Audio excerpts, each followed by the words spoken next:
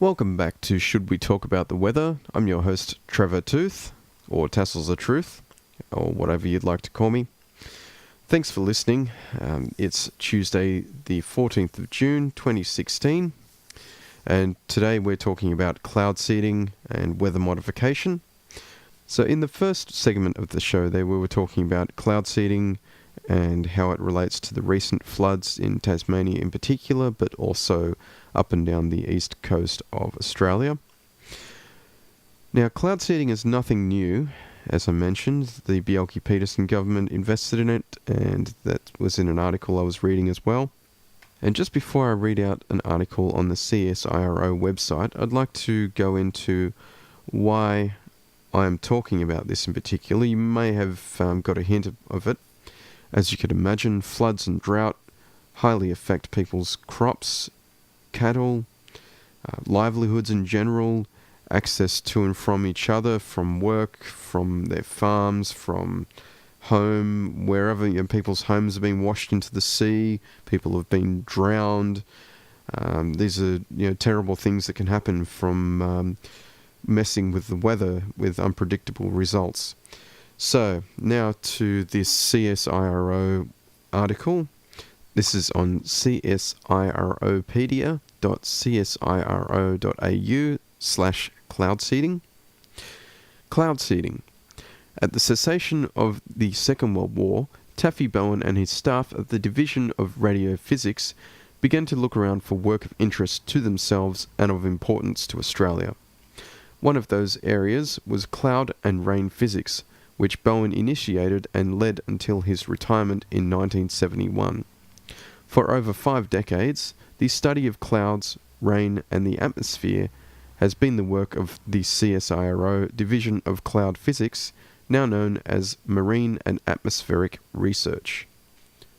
The Rainmakers carried out experiments over South Australia, Tasmania, the Snowy Mountains, the Warragamba Dam catchment area west of Sydney, and New England. They used dry ice and silver iodide to seed clouds, which resulted in the production of rain. The first year's results were tremendously heartening, with rainfall increases of up to 30% in the target areas. But frustration followed. Rainfall appeared to deteriorate and was more variable in the target areas than before the experiments started.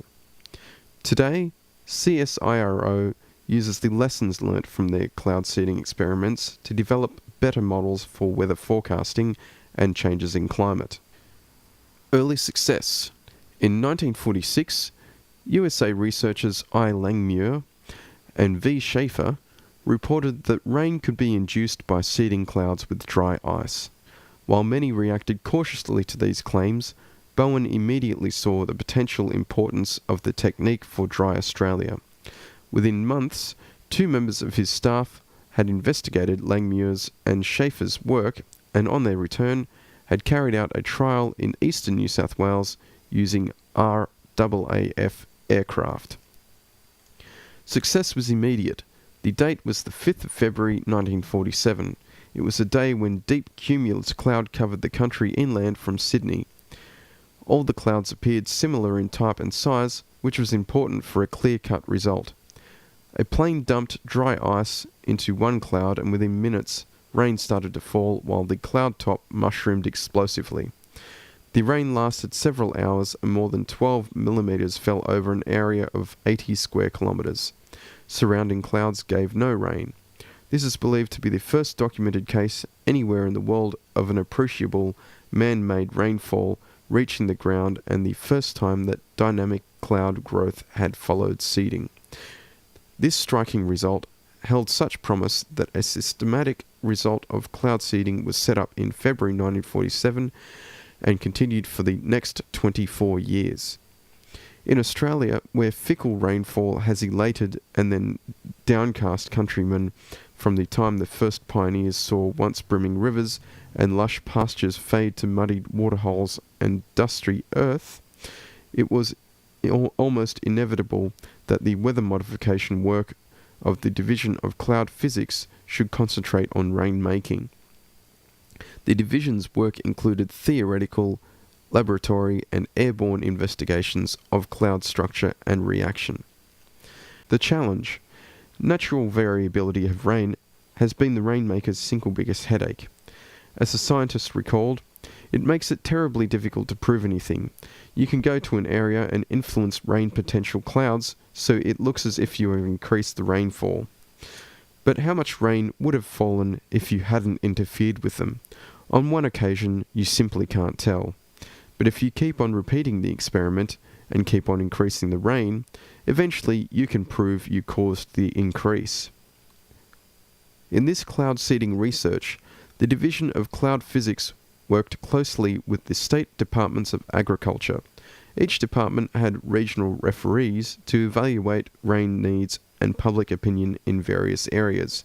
Before any rain-making program started, public meetings were held to vote on the issue.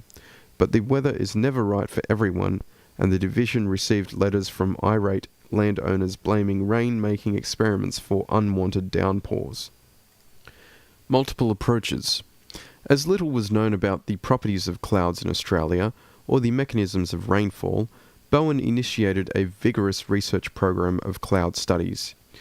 This included not only the effects of adding dry ice to cold clouds, but also the effect of spraying water into warm clouds, which are responsible for much of the rainfall in the warmer parts of Australia. Bowen took part in the latter work himself, and during 1950 to 55 published papers on the theory of coalescent rainfall and directed experimental trials. Dry ice has a temperature of minus 80 degrees Celsius or colder. If a piece the size of a pea is dropped into a supercooled cloud, it will fall as far as 3 kilometers before evaporating completely, leaving a wake of ice crystals. In the right conditions, each crystal will feed on cloud droplets to form a large snowflake which melts to a raindrop as it reaches lower and warmer levels. This attractively simple principle was used from 1947 to 1950 near Sydney, when 45 kilogram loads of dry ice were dropped into suitable clouds, their near neighbours being left unseeded to provide a basis for comparison. The principle seemed to work best with continental cumulus cloud masses, where the air was dirty so that lots of small droplets were formed which were unlikely to coalesce of their own accord. The difficulty with this method of stimulating rainfall was that only a few clouds could be treated on any one day and large amounts of dry ice were required. This limitation was overcome by the discovery, again in the USA, that tiny quantities of silver iodide smoke could be used as a seeding agent. Unlike many of his contemporaries, Bowen saw the potential for seeding large areas from the air using silver iodide burners mounted on an aircraft. Silver iodide smoke particles which provide kernels on which the ice crystals can grow in a supercooled cloud. Theoretically, grams of silver iodide will do much the same job as kilograms of dry ice, so that smaller and cheaper aircraft can be used. Silver iodide seems to work best in layer clouds formed in the air coming from the sea. From 1955 to 1963, the rainmakers carried out 4 intensive experiments over South Australia, the Snowy Mountains, the Warragamba Dam catchment area west of Sydney, and the New England region of New South Wales. For each experiment, there was a target area of 2,000 to 8,000 square kilometres and a neighbouring control area of the same size which was not seeded. A network of up to 150 rain gauges covered each area. The first 2 years were so successful, with an estimated rainfall increase of 25%, that several more regions were quickly selected. There the early indicators were also successful, but in many subsequent years, all areas showed a gradual decay of the induced rainfall with time. Most people would have become discouraged by such a result and given up. Bowen, however, proposed a simple explanation based on the idea that a persistent phenomenon. The Tasmanian cloud seeding experiments. Tasmania was chosen for subsequent cloud seeding trials. The experiments were designed to compensate for quirks in the results of previous experiments, which had frustrated the rainmakers and led them to a serious re-evaluation of their programs. This experiment in 1971 was a success, but since Bowen had now retired, the result was not immediately attributed to the correctness of his persistence hypothesis. Subsequent work by E.K. Bigg had done much to explain the detailed mechanism of the phenomenon. With the continued success of cloud seeding work by the Australian states of Tasmania and Victoria, and the recognition of the role of persistence, there appears now to be a promising future for the rain-making techniques that Bowen did so much to pioneer. Bowen's theories on periodic rainfall. Bowen's remarkable energy and enthusiasm were evident also in other programs. He was not afraid to speculate, and presented his intuitive ideas with a persuasive and engaging optimism that was either inspiring or alarming to his colleagues, depending on their views of science. Two of his well-known theories about periodic rainfall variations illustrate this. The influence of meteor showers. From the daily rainfall records for Sydney over the period 1859 to 1952, and for stations elsewhere in New South Wales and in other countries, Bowen found well-defined peaks of rainfall in January and February. These anomalies he correlated with the passage of the Earth 30 days earlier through specific meteor streams that orbit the Sun. He suggested that the smaller particles fell through the atmosphere to cloud level in 30 days, where they induced the observed rainfall. The apparent physical implausibility of this hypothesis attracted a wave of criticism. The number of particles was insufficient, the fall time would not be fixed, and the particles would not form ice crystals. Even the reality of the anomalies was vigorously questioned, but independent analysis showed that they were statistically significant. But Bowen was not impressed by purely statistical arguments and insisted that his staff probe crucial aspects of his hypothesis by empirical tests in clouds.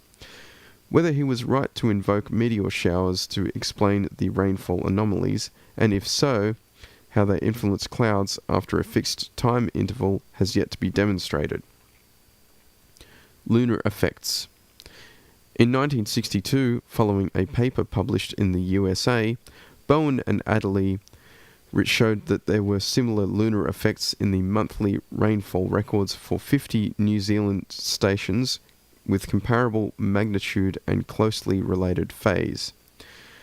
The reality of the effect was beyond doubt. Independent frequency analysis revealed an amplitude variation of 20% and a periodicity of 29.5307 days. The mean period between full moons is 29.5306 days. Bowen suggested that the moon revolving about the Earth could modulate the amount of meteor dust reaching the Earth, and later showed that meteor rates in both the northern and southern hemispheres varied similarly with lunar phase. He argued that the moon could intercept the particles, or alternatively, could deflect them because of electrostatic charges on the moon and particles. Modern studies by his colleague E.K. Bigg